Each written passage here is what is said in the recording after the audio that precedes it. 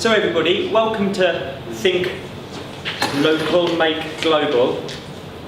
My name is Nick, and I'm going to be talking to you all about design. I'm going to be talking to you specifically today about industrial design. Now, have you all heard of the phrase industrial design? No. Not really. So, have you heard of product design? So, product design, the technical name for it is industrial design. And can you think why? Have you heard of the Industrial Revolution? Yes. Yes. Well, the Industrial Revolution happened in London, happened in England in 1740. And this was the first time the products were mass produced in factories using industrial methods. So on this course, this is essentially an industrial design course. You're learning how to make products that can be mass produced to a certain level. Okay? But before we start with industrial design, we're going to go a long way back to the first produced product in the world. And do you know what the first product produced by a human being in the world was? Well, I've 3D printed one, but the first was the stone flint. And do you know how long ago a stone flint was made like this? No. Not at all. 2.4 million years ago. These were the first products produced by humans, and they look very, very simple, but I'm going to pass it around and you're going to be able to feel it in your hand, and it's actually a really sophisticated multi-tool. You'll feel you can have it in your hand and you could bash rocks, you have a sharp edge here, you could scrape off skin off an animal, and that skin you would perhaps wear as clothing. You've got a real sharp edge here, really sharp, and you could saw. So it's essentially a Swiss army knife from 2.4 million years ago. Okay? So this is the first product made by humans. If you would like, you can imagine that. Okay. So here we have a picture of the first hand tools. Now, do you all know what this is? Yes. It's a vase. Yes, a vase. And do you know what it's made of? What material it is? No. Metal. Iron. It's actually glass. Glass. And believe it or not, this glass was the first object to be mass produced. And this is actually Roman. The Romans were the first civilization to take specific models and molds and reproduce them. So this was not hand finished. This was there was a mold produced, and then you actually blew in glass into the mold to create this glass jar. So this is the first example of somebody thinking, how can I create a product, and not just one, how I can create 2, 3, 4, 5, 20, 100 of the same style. And this is obviously very sophisticated, it's very beautiful. So this marks ultimately 1.8 million years of evolution of people making a stone tool, a very individual tool, to a drinking vessel that can be sold to an identical drinking vessel that can be sold to lots of different people. Okay? So now I'm taking you forward to mass production. If that mould represented mass production at a small scale, mass production at a large scale, it first started in Britain. And I spoke about this before. Can you remember the name of design? Industrial. Industrial design. And do you know the period that created industrial design? Industrial revolution. Yes, the Industrial Revolution. Now, a revolution, when you think of a revolution, you think of a king being overthrown, or perhaps you think of communism in Russia, where they became a communist state and they killed Tsar Nicholas, or in France, when the French killed their king and became a republic with no king. These are huge, huge events in history, revolution. They change everything. They change who tells you what to do. They change your jobs. They change who you are in society. You could go from being very low to very high. You could go from being very high to very low. They change your life. And the Industrial Revolution, no kings died. Nobody really died, but it had the greatest effect on the whole of the world, because it meant that in a place like England, where everybody just used to work in farms, they would work in farms with cows and produce goods with cows, and then they were brought into the city to make mass-produced goods. Okay? It's, when you think of this, imagine it as being your life up until a young age. All you've ever seen is your family and your friends, probably from near villages. You've only ever really seen green fields, and maybe you've swam in the stream down the farm. Now, overnight, all of these families were transported to huge cities that were growing day by day by day. The air was thick with black smog and smoke from the factories burning all of these huge machines. And this was the Industrial Revolution, okay?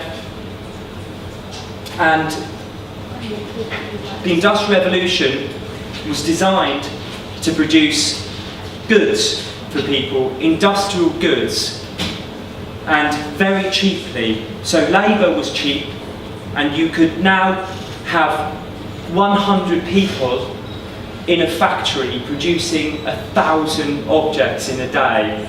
And those objects would be sold all around the world, meaning the person who owned the factory became very, very wealthy.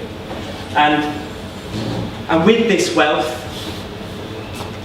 came a race in France and Britain and Germany to produce more and more industrialised goods to sell to the world, to make more money. Okay? And guess what happened then? What did these countries essentially end up doing? They went to war with one another, unfortunately. And the sad thing about the history of design is that war has played a huge part, because war has meant that people have really had to think hard about what goods they can produce to help with the war effort. And do you know what this is?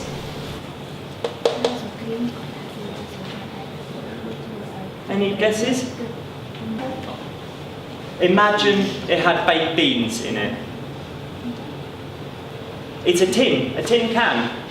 And this was first produced not by Napoleon Bonaparte, but he created a design competition and he asked everybody in France to come up with ideas that would enable food to be able to be stored so that his army, when it was off trying to conquer the whole world, could bring food with them. And it was during the Napoleonic Wars that the tin can was invented. And so this represents the first time the food could be stored using industrialised methods. So can you see how we're moving towards a very modern world now? It's so easy for us to imagine bringing food from one place to another in cans and in cases and in Tupperware, but all of these products have been designed for specific uses, and a lot during the Industrial Revolution. In fact, there is a very funny story about when these cans were first used, because they invented the can, but they couldn't open it. So what they did was some soldiers took their guns, and they were so hungry, they blew it open with their guns. And do you know what gunpowder is made of? Or used to be made of? Lead. Have you heard of lead?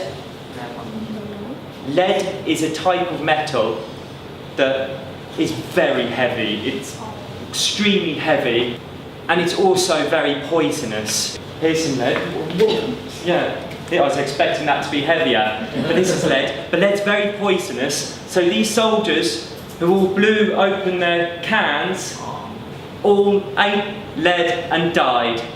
So the first tin cans were an absolute disaster, unfortunately. Now, another thing the Industrial Revolution is famous for is Victorian goods. What do you guys like this? Do you know what it is? It's an old phone. Oh my. Yeah, it's an old phone, one of the first phones, and it was built during the Industrial Revolution. So you can see that all of these individual parts have all been machined. So this part would have been machined, this part on a wood lathe, so you would have been turning wood to create that part. So there's lots and lots of different parts being produced, put together to create one product. And lots of people think this is very attractive, a very beautiful thing. But do you know the thing that the Industrial Revolution was most famous for? In design terms, it was famous for the design being awful. No one really knew how to make a machine, enable a machine to make something beautiful. Design for 1.8 million years had been people working as craftsmen with their hands and chiseling and painting. You can see even here that this has been laid on, this is all machined as well. So this isn't a product that the machine has made this, but the human has put into the machine the information to make it. And this is a very nice example of a product that has lots of different parts made by machines. However, most design was terrible. And also, design became very expensive because people were creating designs using so many different parts and so many different big, huge machines to make these parts. And the poor people who made these, were so poor, and they worked in terrible, terrible conditions in factories. Small children, orphan children, would have to work from the moment light rose to the moment light went down. They were making parts. So child labour and cruelty was a big, big problem. And then there was a movement called the Arts and Crafts movement. Now the Arts and Crafts movement in its name, it's crafts. So you think of design as going back to just chiselling and painting. However, the arts and crafts movement was trying to simplify design processes to make beautiful objects using less machines. So this would mean that people could work in factories and they would not have to work so hard. They would not have to die a young death in a factory.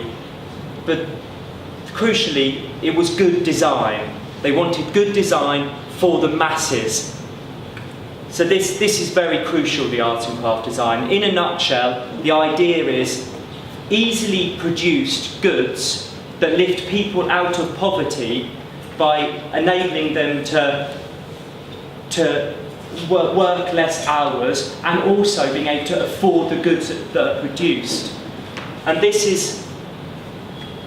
is a print from a man named William Morris, and he is perhaps the most famous member of the arts and crafts movement. He was not only a designer, he was very famous and very important politically, because he saw design as more than just a product. He saw the mass production of products and the way that the people who work in factories and produce the goods, he saw it all as one big picture. It was more than just a product, it was a lifestyle. And at that lifestyle, he wanted a good life for people and he wanted good design. Now, do you know what car this is? It is. It's the Model T Ford. So this, again, this revolutionised design. The man who made this car, Henry T. Ford, he wanted every single person who worked in the factory, he wanted them to earn enough money to be able to buy a car themselves. Can you imagine working in a factory, a car factory now, and having enough money to buy a new car? So what Henry T. Ford did was develop the ideas of William Morris about people being able to afford the things that they make and having a good life. But he took this to a whole new level. It wasn't textiles, it was cars. Okay? But this ultimately marks the high point and the end of the Industrial Revolution and mass production as we imagine it. Because unfortunately, what was around the corner? Well, it was war. It was the First World War happened. So the great industrial countries, France, Britain, Germany and America, all of their factories that used to produce cars and used to produce objects, they now went into producing guns and weapons and bombs and awful devices such as this. So you have a period of history where the development of style and design thinking was redundant.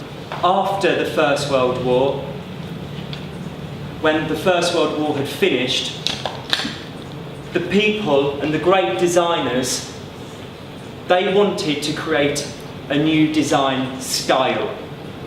Of course, in Cambodia, they have a very specific style. From the 12, 13, 14 style, they have the Angkor period. They had a very specific way of designing buildings.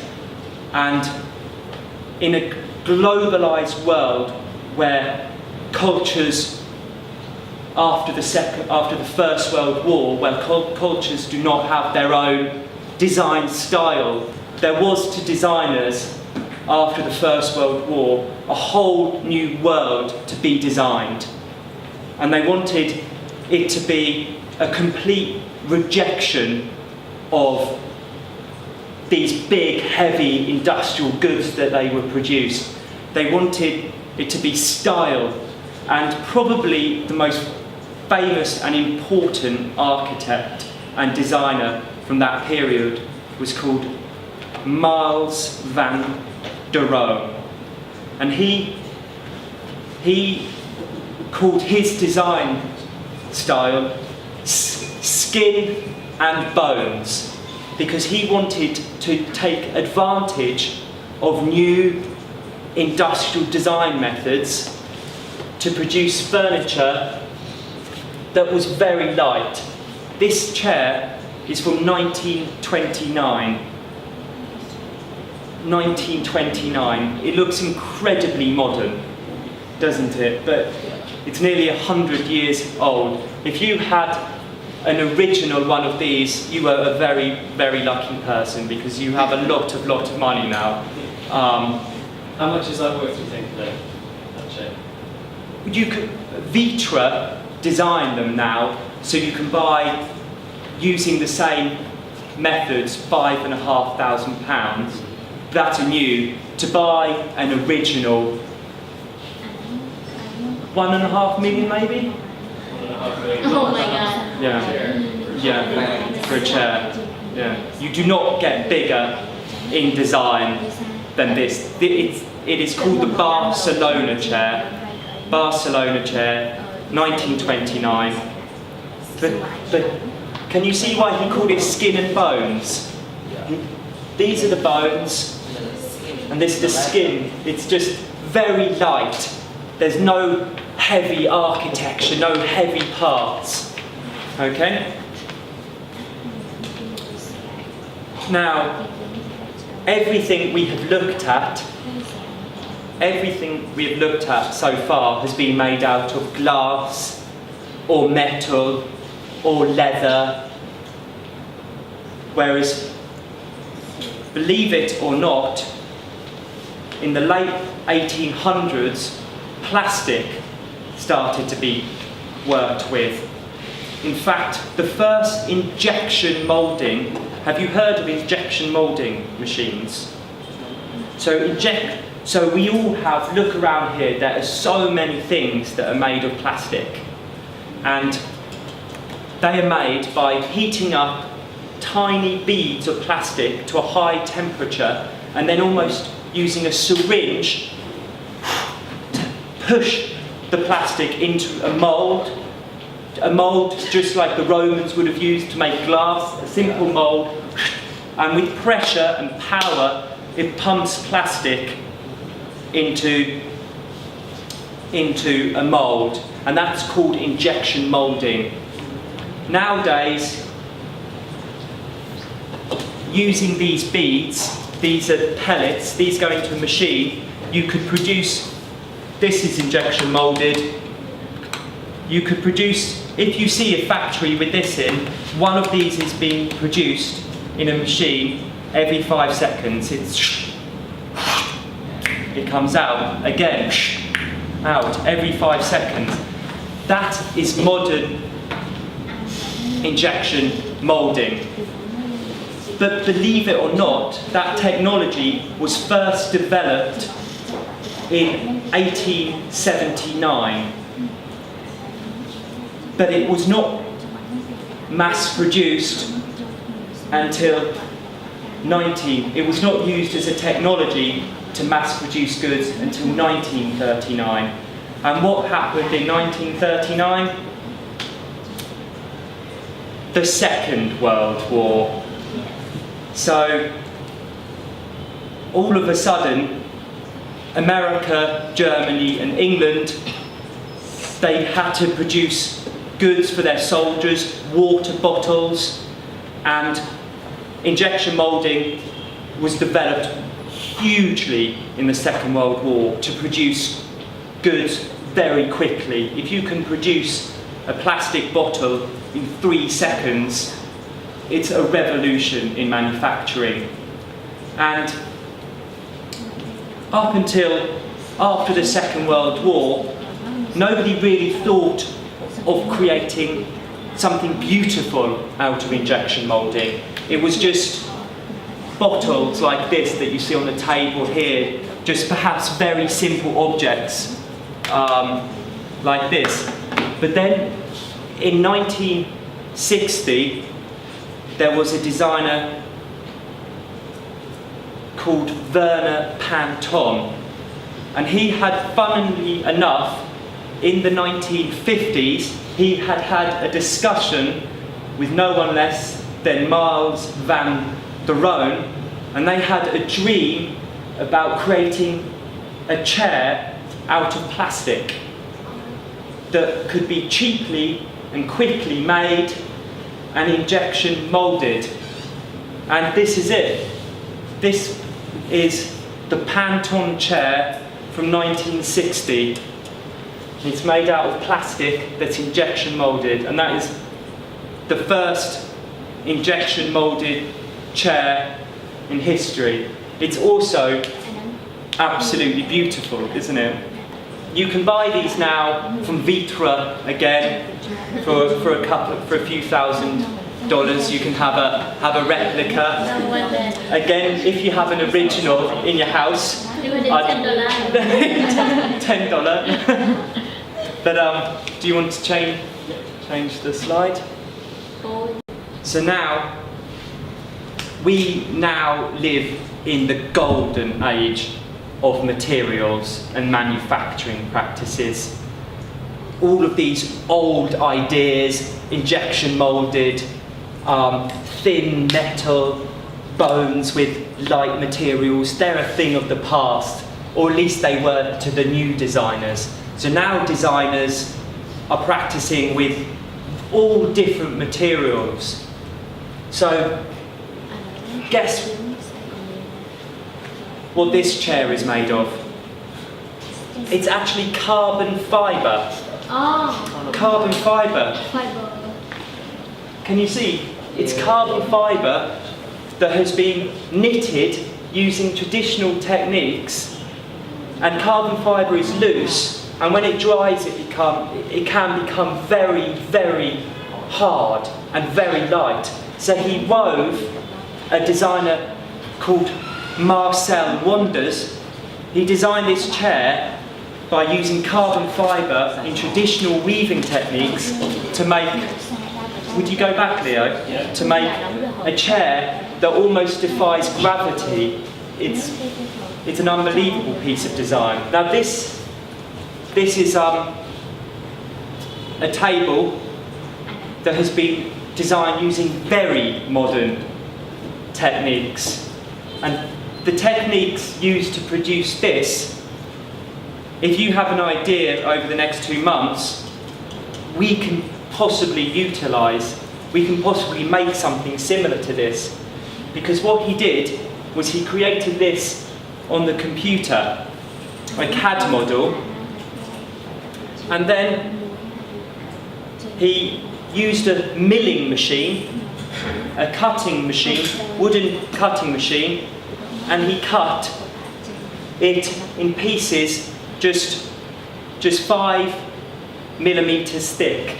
So there's hundreds and hundreds of pieces that he then stuck together, every piece having been cut because of the information from the computer going into each board. And then when you put it together, you have a really, really complex piece of furniture. So that is somebody who's thinking of using modern technology and manipulating it in novel ways to create something beautiful. Can you see here, he's finished it so well that you can hardly even see the lines, but you can just see the slight lines where all of the different pieces go together. Because there is no natural grain in this wood, this is man-made grain. Because the board was actually just hard fibre board put together. So he's created a grain which didn't exist before. Also, laser cutting. Have you heard of laser cutting? Yeah, using laser to cut. Now this is a very, very new tool, and again, you're all going to get the opportunity to laser cut work. But what laser cutting does is it just produces 2D components, as it were. But you can be clever and imagine how they go together to create something that's three-dimensional. Can you see how this is being produced just using lots and lots of pieces put together? Now, when I was at college, a long time ago, no, not that long ago, laser cutting was very, very popular. Everybody wanted to laser cut everything.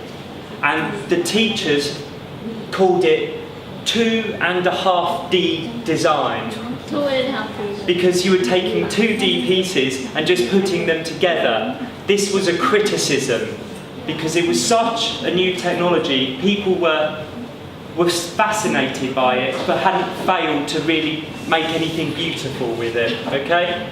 But this is a lovely simplistic bulb. Now, technologies, they don't have to be extremely complicated. You can have a novel idea and you can think about producing it very cheaply. So this is a designer from Barcelona in Spain called Marcel Regime, and he looked at the really complicated frames, picture frames, and he thought, I can produce those picture frames in a very funny way for literally 1/100th of the price. So he made this beautiful tape, and you can tape over anything and create a frame. You see, so that's a good use of materials, very simple materials.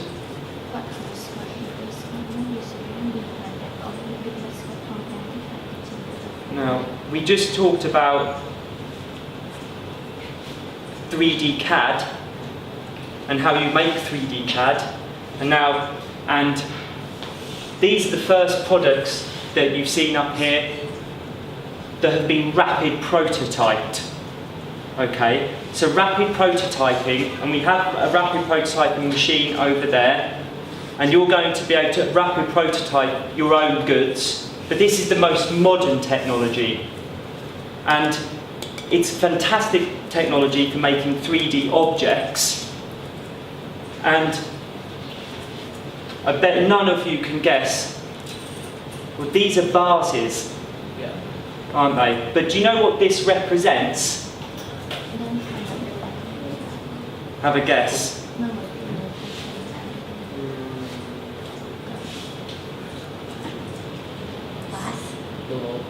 Sorry? Lotus, like the lotus plant. A lotus plant.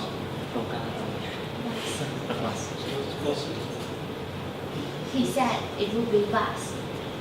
Yes, it's a vase, but Marcel Wonders, who produced the knobbed chair that you've seen with the carbon fibre, he had 3D imaging technology laid all around him.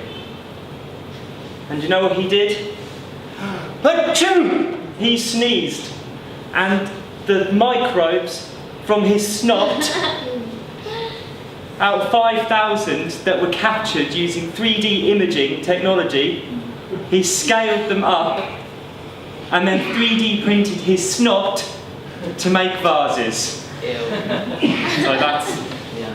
But you would never know. They're so beautiful, aren't they? Yeah. So that's a 3D imaging and rapid prototyping,